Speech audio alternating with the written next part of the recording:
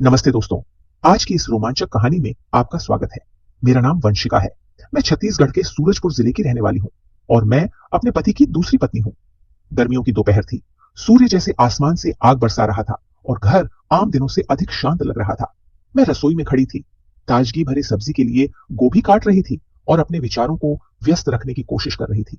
मेरे पति हमेशा की तरह काम में व्यस्त थे, जो हमारे परिवार से ज्यादा उनका समय मांगता था। मैंने उनके लंबे घंटों के इंतजार और इसके साथ आने वाली तन्हाई की आदत डाल दी थी।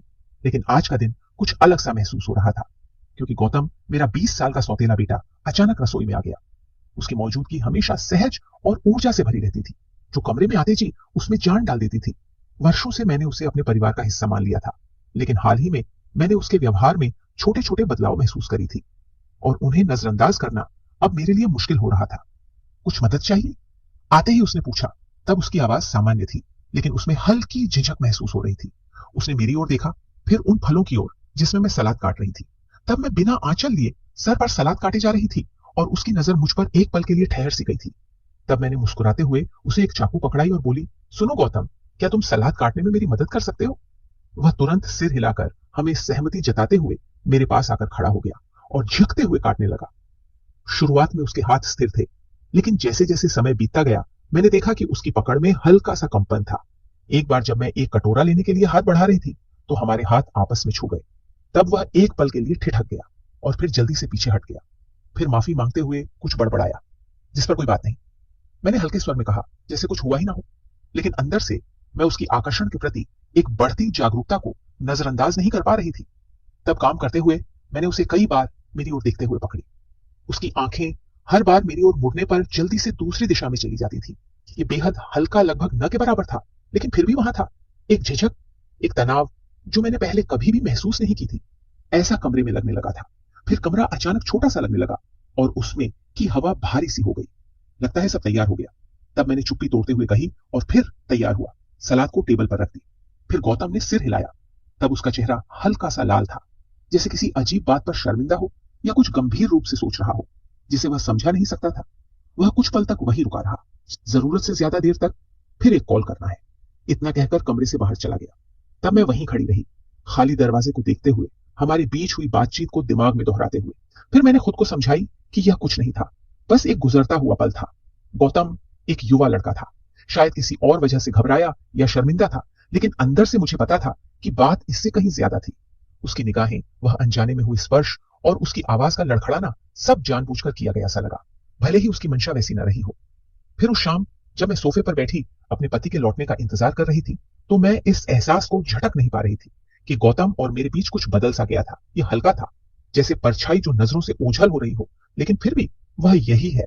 और तब चाहे मैंने कितनी भी कोशिश की, लेकिन इसे नजरअंदाज नहीं कर पाई। फिर आने वाले दिनों में मुझे सब कुछ अजीब सा महसूस होने लगा, जैसे गौतम और मेरे बीच एक अदृश्य रेखा खींच गई हो। भले ही हम दोनों ने इसका जिक्र ना किया हो।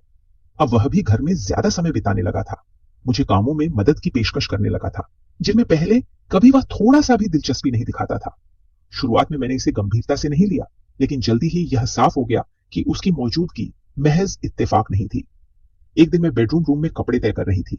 जब गौतम अंदर आया, उसने ज्यादा कुछ नहीं कहा, बस सोफे पर बैठकर मोबाइल देखने लगा। मैं अपना काम करती रही, लेकिन मुझे उसकी निगाहों का एहसास हो रहा था। जब भी उसे लगता कि मैं उसकी तरफ नहीं देख रही हूं, वह मुझे देखने लगा था। यह सब मुझे असहज कर रहा था, हालांकि मैंने इसे जाहिर नहीं होने दिया। मम्मी, आप व्यस्त लग रही हैं, उसने कुछ देर बाद धीरे से कहा। तब उसकी आवाज सामान्य थी, लेकिन उसका चेहरा सामान्य से ज्यादा गंभीर लग रहा था। तब उसकी तरफ देखे बिना मैंने जवाब दिया, बस घर के काम संभाल रही हूं। फिर वह चुप हो गया और उसकी चुप्पी जरूरत से ज्यादा लंबी हो गई। तब आखिरकार मैं उसकी तरफ देखी और उसकी आंखें मेरी आंखों से मिल गई। तब उसकी नजरों में कुछ तो था, शायद जिज्ञासा या कुछ और गहरा, जिसने मुझे अस्थिर कर दिया। उस महीने के अंत में मैं स्विमिंग पूल के पास थोड़ा समय बिताने का फैसला करें। तब मुझे उम्मीद थी कि इससे मेरा मन हल्का हो जाएगा। वहां मेरे साथ किसी को आने की मुझे उम्मीद नहीं थी, लेकिन गौतम मेरे जाने के थोड़ी ही देर बाद आ गया। फिर वह जाने के थोड़ी ही देर बाद आ गया। फिर वह कहने लगा कि उसे पढ़ाई से थोड़ा ब्रेक चाहिए। फिर उसने अपनी तौलिया एक कुर्सी पर रख दिया और बिना किसी झिझक के पानी में कूद गया। तब मैं अपनी लाउंज कुर्सी पर बैठी रही, एक किताब में खुद को व्यस्त दिखाने का नाटक करने लगा। लेकिन जब वह पानी से बाहर आया, तब उसके बालों और कंधों से पानी टपक रहा था। तभी मैं अनजाने में उसकी तरफ देख बैठी। फिर उसने मुझे उसे देखते हुए पकड़ लिया और एक पल के लिए हम दोनों ने अपन नजरें नहीं हटाई। फिर उसने पूछा, आप अंदर नहीं आ रही? तब उसकी आवाज हल्की थी, लेकिन उसकी आंखें किसी गहरे राज से भरी हुई थी। तब मैं सिर हिलाते हुए बोली, नहीं मैं नहीं आ रही, मैं यहीं ठीक हूं। फिर वह पूल के किनारे के पास तैर कर आ गया और अपने हाथ किनारे पर टिका दिया। तब उसकी नजरें मुझ पर इस तरह से बरस रही थी जो मुझे अंदर से उत्तेजित करने लगी थी।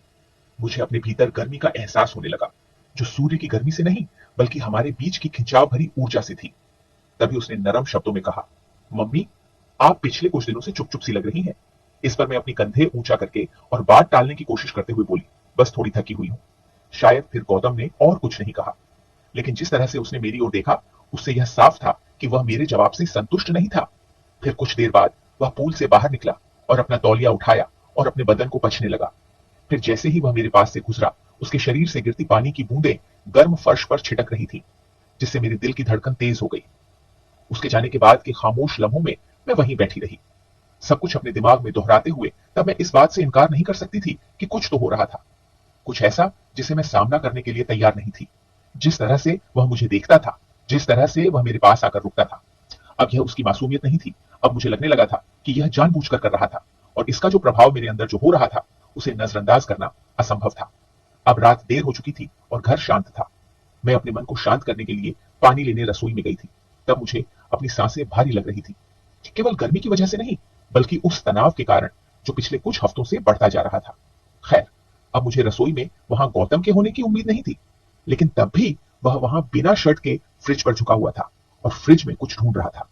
तभी मैं उससे सामान्य दिखने की कोशिश करते हुए, हालांकि मेरी आवाज मेरे अंदर की घबराहट को जाहिर कर रही थी, तभी मैं पूछी, गौतम बेटा, तुम इतनी रात गए जाग रहे हो? नींद नहीं आ रही थी, उसने बिना मेरी तरफ देखे हुए जवाब दिया। फिर उसने फ्रिज बंद किया और मेरी तरफ मुड़ा। फिर उसकी आंखें मेरी आंखों से मिली। तब उसके चेहरे पर कुछ ऐसा था जिससे मेरी सांसें थम सी गई। एक अजीब सा मेल जो उसके नजरों का था और उसके हिम्मत का था। तब कुछ देर तक हम दोनों ने कुछ नहीं कहा। तब बस हमारे बीच की खामोशी गूंज रही थी, उन शब्दों से भरी हुई जो हम में से कोई कहने की हिम्मत नहीं कर पा रहा था। तब मैं उसकी नजरों का अपने वजूद पर बोझ महसूस कर सकती थी। तब उसकी आंखें मेरे हाथ में पकड़े गिलास पर नहीं बल्कि मेरे चेस्ट पर टिकी हुई थी। तभी उसने कहा, मम्मी, मैं तुमसे कुछ पूछना चाहता था। तब उसकी आवाज में झिझक थी। मैं सिर झुकाए जैसे बात को हल्का दिखाने की कोशिश कर रही थी। फिर बोली, क्या गौतम बेटा? तब वह थोड़ा झिझका। फिर अगले पल ही वो एक कदम मेरे पास आ गया और बोला, मम्मी, आप इतनी सुंदर क्यों हो? क्या आपने कभी महसूस किया है कि आप वहां नहीं हो जहां आपको होना चाहिए? बस एक मौका देकर देखो, मैं सब ठीक कर दूंगा। तब उसका सवाल और जवाब ने मुझे चौंका दिया। फिर मैं उसके चेहरे को देखने लगी, यह समझने की कोशिश करते हुए कि इसके कहने का क्या मतलब है। थोड़ी देर बाद मैं बोली, तुम कहना क्या चाहते हो गौतम बेटा? उसने धीरे से कहा, मेरा मतलब है जैसे कि आप किसी और चीज के लिए बनी हो, किसी और बड़ी चीज के लिए जो आपके अंतरात्मा को सुकून से भर दे। लेकिन देखिए ना, आप ऐसी जिंदगी में फंसी है जो आपके लिए बनी ही नहीं है। तब मुझे नहीं पता था कि उसके इस बात का जवाब कैसे दूं, क्योंकि तब उसके शब्दों की वार ने जिस तरह से मेरे अंदर दबी हुई भावनाओं को जान लिया था, जो मुझे अंदर से हिलाकर रख दिया। इससे पहले कि मैं कोई जवाब सोच पाती, वह एक कदम और करीब आ गया, इतना पास कि मैं उसकी मौजूदगी की गर्मी महसूस करने लगी। फिर मैं कहना शुरू की, गौतम बेटा, लेकिन तभी उसने मुझे बीच में ही रोक दिया और बोला, मम्मी, मुझे पता है कि यह सब गलत है। तब उसकी आवाज कांप रही थी। मुझे पता है कि मुझे ऐसा महसूस नहीं करना चाहिए, लेकिन मैं इसे रोक नहीं पा रहा हूं। मैंने बहुत कोशिश किया, लेकिन मैं नहीं रोक पा रहा। आदित्य की यह बातें सुनकर मैं उसकी तरफ देखी। तब मेरा दिल इतनी जोर से धड़क रहा था कि मुझे लगा वह भी इसकी धड़कन सुन सकता होगा। फिर मैं धीरे से बोली, गौतम, हम नहीं कर सकते। तब मेरी आवाज अचानक फुसफुसाहट में बदल गई थी। तब वह थोड़ा भी नहीं हिला और ना ही उसने अपनी नजरें मुझ पर से हटाया। तब मुझे वह एक भूखे शेर की तरह देखे जा रहा था। फिर बोला, मम्मी, मैं हर वक्त तुम्हारे बारे में सोचता हूं। मैं ऐसा नहीं चाहता कि सोचूं, लेकिन मैं खुद को ऐसा सोचने से रोक नहीं पा रहा। अब तो मैं जहां भी देखता हूं, तुम ही हो जो नजर आती हो। तब उसके शब्द हवा में लटके रहे, ओपन और बिना किसी रोक टोक के।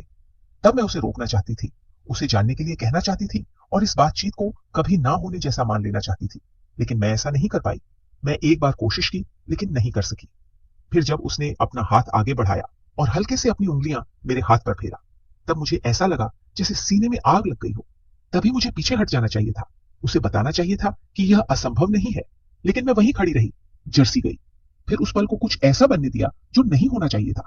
तभी कुछ ऐसा हुआ कि उसके होंठ मेरे होठों से छू गए, पहले तो झिझकते हुए हल्का, लेकिन फिर गहराई से।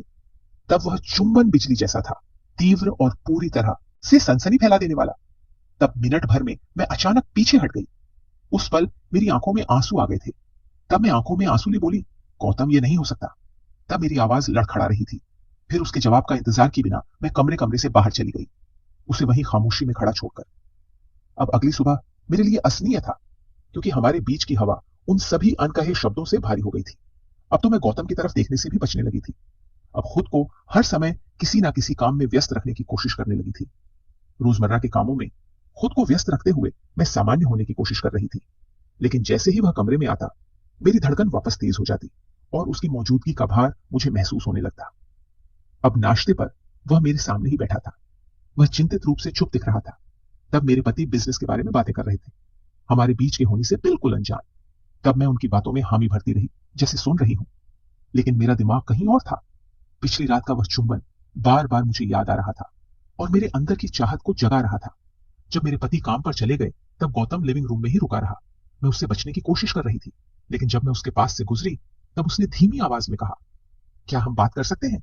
यह सुन मैं ठिठक गई। तब मुझे पता था कि इस बातचीत से मैं हमेशा के लिए बच नहीं सकती। फिर बिना कुछ कहे मैं मुड़ी और सोफे के किनारे बैठ गई, हो सके बनाए रखते हुए। फिर उसने कहा, मम्मी, मुझे माफ कर दो। तब उसकी आवाज पछतावे से भरी हुई थी। वह आगे कहने लगा, मुझे ऐसा नहीं करना चाहिए था। मैं तुम्हारे लिए पागल हो गया था, लेकिन मैं सच में तुम्हारे लिए चीजें और मुश्किल नहीं बनाना चाहता था। तब मैं सिर हिलाई, क्योंकि मेरे हाथ गोद में मजबूती से बंधे हुए थे। फिर बोली, गौतम, जो कुछ भी कल रात हुआ वो दोबारा नहीं हो सकता। हमने एक हद पार कर दी है। तभी उसने जल्दी से कहा, मुझे पता है मम्मी। फिर थोड़ा आगे झुकते हुए बोला, मुझे पता है कि यह गलत है, लेकिन मैं यह भी नहीं दिखावा कर सकता कि मुझे ऐसा महसूस नहीं होता। आप मेरे लिए सबसे ज्यादा मायने रखती हो, जितना कोई और कभी नहीं रखता। तब उसके शब्द मेरे दिल को चीरते हुए निकल गए। तब मैं उसे रोकने और उसे दूर रहने को कहने की कोशिश कर रही थी, लेकिन उसकी आवाज में छिपी सच्चाई ने मुझे ऐसा करने से रोक दिया। लेकिन आखिरकार मैंने कहा, गौतम, यह सही नहीं है ना, मेरे लिए, ना तुम्हारे लिए, और ना ही तुम्हारे पिता के लिए। यह सब कहते हुए मेरी आवाज कांप रही थी। मेरे द्वारा पिता का नाम लेने पर वो थोड़ा सहम सा गया, लेकिन पीछे नहीं हटा। फिर उसने कहा, मैं अपने जज्बात पर काबू नहीं पा रहा हूं। तब उसकी आवाज फुसफुसाहट में बदल गई थी। फिर उसने ने कहा, मुझे पता है कि आप भी मुझे लेकर कुछ महसूस करती हो। यह मत कहो कि आप कुछ भी महसूस नहीं करती। तब हमारे बीच सच्चाई का बोझ भारी हो गया था। मैं अब और उसे झुठला नहीं सकती थी। तभी मैंने अपने अंदर कुछ महसूस की, कुछ ऐसा जिसे मैं न समझा सकती थी और न सही ठहरा सकती थी, लेकिन इसका मतलब यह नहीं था कि वह सही था। फिर मैं दृढ़ता से बोली, गौतम, हम जो कुछ भी महसूस कर रहे हैं उसका कोई मतलब नहीं है। हालांकि मेरी आवाज कांप रही थी, फिर भी बोली, हमें इसे यही बंद करना होगा गौतम, हम ऐसा नहीं कर सकते। तब वह मुझे नजरें गड़ाए और एक दर्द के साथ मुझे देखने लगा। तब मैं उसे चोट नहीं पहुंचाना चाहती थी। मैं उसे सब बता देना चाहती थी कि तुम ही वह इंसान हो जिसने मुझे ऐसा महसूस करवाया है। तब मैं यह दिखावा नहीं कर सकती थी कि यह सब सच नहीं है, बल्कि सब कुछ बांटना चाहती थी। तब मैं जवाब देती, इससे पहले ही बालकनी में कार के आने की आवाज ने उस पल को तोड़ दिया। तब मेरा पति जल्दी घर लौट आया था। तब गौतम और मैंने घबराहट भरी नजरें एक दूसरे से मिलाई और वह जल्दी से उठा और बिना कुछ कहे अपने कमरे में चला गया। जैसे ही मैंने उसे लाश से जाते होते देखी, मेरे सीने में एक अजीब सी कसक उठी, जिसे मैं समझा नहीं पा रही थी। सीमाएं धुंधली हो चुकी थी, मर्यादा टूट चुकी थी और कुछ भी पहले जैसा नहीं रहेगा। मेरा दिल अपराध, जन्म, वफादारी और उस भावना के बीच बढ़ चुका था जिसे मैं नाम देने की हिम्मत भी नहीं कर सकती थी। और पहली बार मुझे नहीं पता था कि अब मैं आगे क्या करने वाली थी। फिर जैसे ही मेरे पति घर के अंदर आए, मैंने खुद को सामान्य दिखाने की कोशिश की। तुम जल्दी आ गए, मैंने हंसने का नाटक करते हुए पूछा। हाँ, ऑफिस में मीटिंग कैंसिल हो गई, उन्होंने अपनी टाई ढीली करते हुए कहा। फिर मैं जल्दी से किचन में चली गई, कुछ ऐसा करने की कोशिश में जिससे मेरे चेहरे के भाव छिप सके, लेकिन मेरे भीतर का तूफान थमने का नाम नहीं ले रहा था। गौतम और मेरे बीच जो कुछ हुआ था वह मेरे दिमाग में लगातार घूम रहा था। रात का खाना खामोशी में ही बीता। उधर जब से गौतम अपने कमरे में गया था, तब से बाहर नहीं आया था और मैंने भी उसे बुलाने की हिम्मत नहीं की। मेरे पति हमेशा की तरह काम और ऑफिस की बातें करते रहे, लेकिन मेरी दुनिया अब पहले जैसी नहीं रही थी। अगले दिन सुबह का माहौल ठंडा था, लेकिन मेरे अंदर की बेचैनी गर्म थी। मैं गौतम से नजरें मिलाने से बच रही थी, लेकिन जब उसने नाश्ते की मेज पर बैठते हुए मुझे देखा, तब उसकी आंखों में वही गहराई थी। तभी उसने अचानक कहा, आज मैं दोस्तों के साथ बाहर जा रहा हूं। इस पर मेरे पति ने बिना कुछ सोचे जवाब दे दिया कि अच्छा है। अब गौतम का बाहर जाना मेरे लिए राहत जैसा था।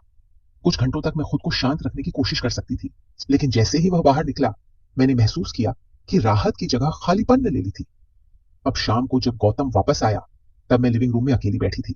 मेरे पति अपने किसी बिजनेस के सिलसिले में गए थे और घर में बस हम दोनों ही थे। तब गौतम ने सीधे मेरी ओर देखा और बोला, मम्मी, अब हमें बात करनी होगी। तब उसकी आवाज गंभीर थी। मैं गहरी सांस ली और उसे बैठने का इशारा की। फिर बोली, गौतम, जो हुआ वह नहीं होना चाहिए था। यह गलत है, हमें इसे यही रोकना होगा। तब वह चुप रहा, लेकिन उसकी आंखें मुझे पड़ रही थी। थोड़ी देर बाद आखिरकार कहा, मुझे पता है यह सही नहीं है, लेकिन जो मैं महसूस करता हूं वह भी झूठा नहीं है, और मुझे नहीं लगता कि आज भी इससे इनकार कर सकती हो। इस पर मैं बोली, गौतम, मैं तुम्हारे पिता की पत्नी हूं, हमारी जिंदगी अलग अलग है, तुम्हें इसे समझना होगा। तब उसने गहरी सांस लिया और बोला, मैं आपको कभी कोई परेशानी नहीं दूंगा। मैं बस यही चाहता हूं कि आप यह जानो कि मैं आपको कितना चाहता हूं, लेकिन अगर आपके लिए इसे यही रोकना जरूरी है तो मैं इसे समझता हूं। तब उसके शब्दों ने मेरे दिल को तोड़ दिया। मैं जानती थी कि वह सच कह रहा था, लेकिन जो सच मैं महसूस कर रही थी वह हमारी जिंदगी को बर्बाद कर सकता था। फिर अगले कुछ दिनों में गौतम ने मुझसे दूरी बनानी शुरू कर दिया। उसने घर में समय बिताना कम कर दिया और अपने दोस्तों के साथ ज्यादा बाहर रहने लगा।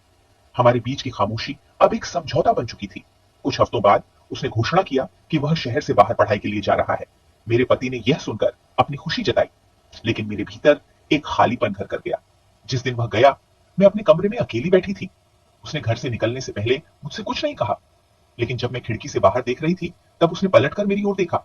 तब उसकी आंखों में आंसू थे, लेकिन उसके चेहरे पर एक हल्की मुस्कान भी थी, जैसे कह रहा हो, सब ठीक हो जाएगा।